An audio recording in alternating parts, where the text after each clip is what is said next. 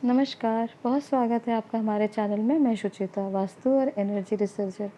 आज हमारा विषय बहुत महत्वपूर्ण है। आज हम चर्चा करेंगे, क्या मात्र चंद्र राशि यानी जहाँ चंद्रमा आपकी पत्री में गोचर करते हैं उसी अनुसार से नाम रखना चाहिए, या कोई और भी विधि है? और क्या हमेशा चंद्रमा राशि के अनुसार ही नाम रखना आपको सफलता की गारंटी देता है, या सुख की, या स्वास्थ्य की, या कोई और भी इसके पीछे इसके नकारात्मक पहलू हो सकते हैं?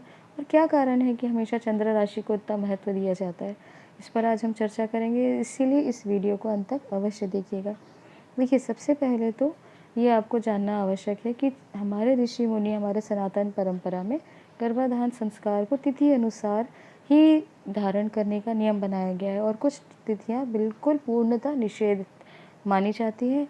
और ये तिथियां हैं अष्टमी, एकादशी, चतुर्दशी, अमावस्या, पूर्णिमा।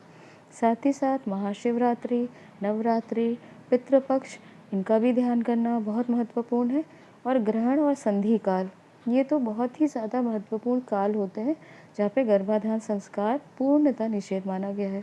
और इसीलिए जहाँ तिथि चंद्रमा के अनुसार रखते हैं किसी जातक का नाम, तो ये मान के चला जाता है कि आपने तिथि का ध्यान किया है, और इसीलिए हम चंद्रमा तिथि के अनुसार नाम रखते हैं। दूसरी बात ये कि हमेशा चंद्रमा की तिथि, अगर आपकी नॉर्मल, जैसे आपके यहाँ संतान नहीं होती और ऑपरेशन करा के और कुछ सिजेरियन डिलीवरी करानी पड़ जाए, तो आपको ये ध्यान करना बहुत महत्वपूर्ण है कि इस समय चंद्रमा का स्थान, चंद्रमा का गोचर किस प्रकार हो रहा है। क्या, क्योंकि ये जब आप ऑपरेशन कराते हैं, डिलीवरी की का जो सिजेरियन ऑपरेशन होगा, तो डेफिनेटली ज़रूरी नहीं है कि नॉर्मल ही रिजल्ट दे। कई बार ऐसा देखा गया है, जैसे एक उदाहरण के रूप में मैं आपको बताऊं, एक जातक का एक्सीडेंटली उनका ऑपरेशन कराना पड़ा, और उस समय जो गोचर था मकर राशि में, मकर राशि 12वें भाव में, वहाँ शनि और चंद्रमा का गोचर हो रहा था, और 12वां भाव हानि का होता है।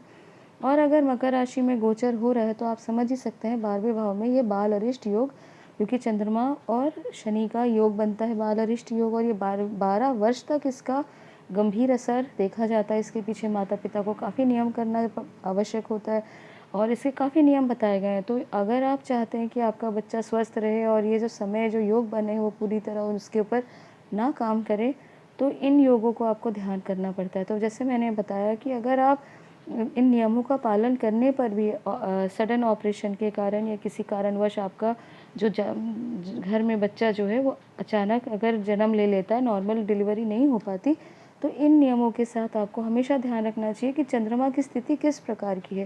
क्योंकि अगर चंद्रमा 6वें, 8वें, 12वें भाव में गोचर कर रहे हैं और उनके ऊपर शनि या राहु की दृष्टि है या उसका कॉम्बिनेशन है, तो आप मान के चलिए कि ये हमेशा शुभ फल देने वाले नाम नहीं होंगे, भले आप चंद्रमा राशि के अनुसार ही आप नाम रख रहे हैं।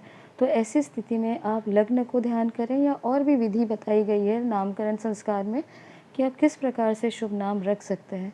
तो अगर किसी की भी जातक में 6वें, 8वें, 12वें भाव में चंद्रमा गोचर कर रहे हैं और उसके ऊपर नकारात्मक कोई पापी ग्रह की दृष्टि है, या उनके साथ में गोचर कर रहे हैं, इसी जैसे 6वें, 8वें, 12वें में कोई पापी ग्रह है, तो जैसे मैंने बताया कि शनि के साथ गोचर होगा चंद्रमा का, तो बाल अरिष्ट योग और भी जो योग बनते हैं, उन योगों को ध्यान में ही रखकर आपको किसी का जातक का नामकरण संस्कार रखना महत्वपूर्ण माना जाता है।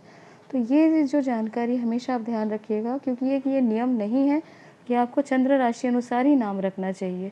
आपके अगर कोई बहुत बलवान, बहुत शुभ ग्रह बैठे हैं, आप उसका भी प्रयोग कर सकते हैं जब आपको पता है कि आपका चंद्रमा की स्थिति सही नहीं है, या कोई बहुत अच्छे योग नहीं बन रहे, तो इन चीज़ों को भी आप नियमों का जो नामकरण संस्कार में उसका उपयोग करने की आप कोशिश कर सकते हैं। उससे भी आपको बहुत शुभ रिजल्ट मिलेंगे।